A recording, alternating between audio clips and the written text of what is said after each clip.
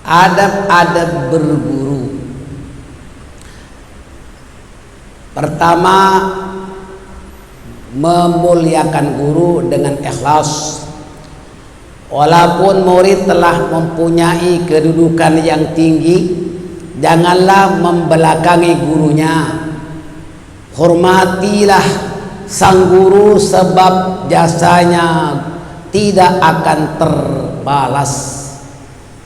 Murid-murid yang memiliki ilmu berkat bimbingan gurunya, jangan memberi gelaran pula kepada gurunya.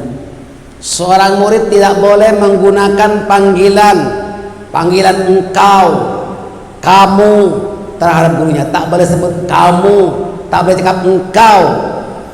Gunakanlah panggilan muallim. Kalau ustad, muallim ataupun ustad, sebetulnya ustaz tapi biasa ustad. Kalau perempuan ustazah. Ya, kalau ulama lebih tinggi lagi namanya kiai, nyai istrinya, cikgu, teacher. Dan janganlah menyebut namanya ketika memanggilnya kecuali perlu, karena itu dianggap buruk akhlaknya, su'ul adab. Jangan sebut memanggil gurunya dengan menyebut namanya, tak boleh. Menyebut ustadz dengan panggil namanya pun tak boleh. Cukup dengan ustadz. Kif halak ustadz, boleh ya. Jangan sebut namanya ustazah, jangan sebut ustazah Fatimah, tak boleh, kecuali diperlukan namanya. Cukup paham? Nah, itu sul adab. Ini cara-cara kita menjaga akhlak kepada guru. Berkhidmat kepada guru.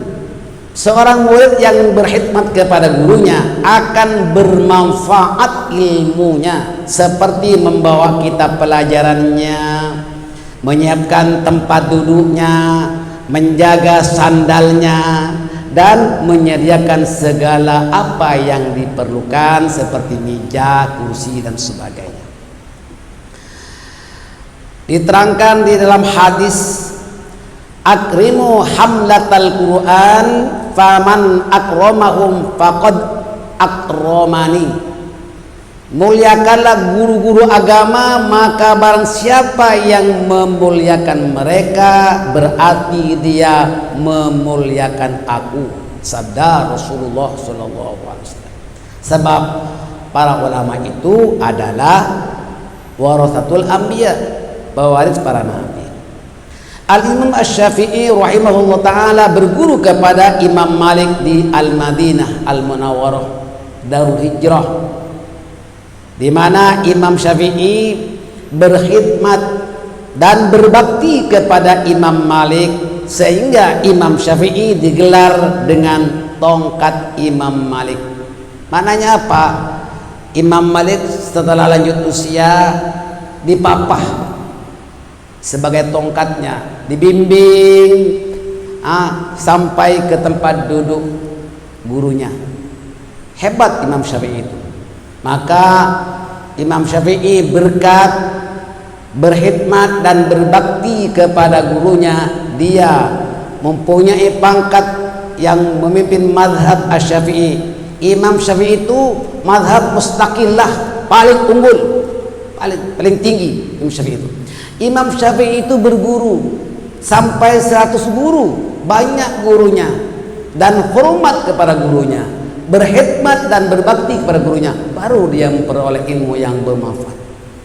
Dan Imam Syafi'i itu banyak sekali pesanan kepada kita semuanya sebagai student, sebagai pelajar. Siapa yang tak mau belajar karena susah ataupun karena perit, maka dia tidak akan mendapat ilmu buat selama-lamanya. Bahkan dia akan menjadi orang jahil buat selama-lamanya. Maksudnya apa? Tidak ada belajar itu, tidak ada menuntut ilmu itu dengan mudah. Semuanya mesti dengan susah payah.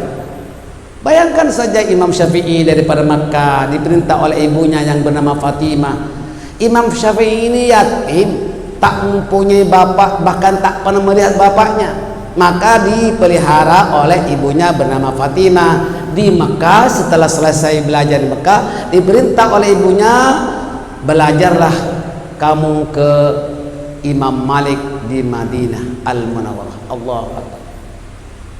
Imam Malik kuburnya di Baqi Al-Warqad, di berdekatan dengan pagar itu, berkumpul dengan gurunya. Allahu Akbar. Jadi begitulah saudara sekalian, menuntut ilmu itu mesti rendah diri, ya, mesti tawadhu dan ikhlas serta berbakti, menghormati gurunya. Insya Allah ilmunya akan bermanfaat. Lihatlah orang walaupun banyak kitabnya, banyak sekali ilmunya, tapi tidak hormat kepada gurunya, bahkan melupakan jasa gurunya.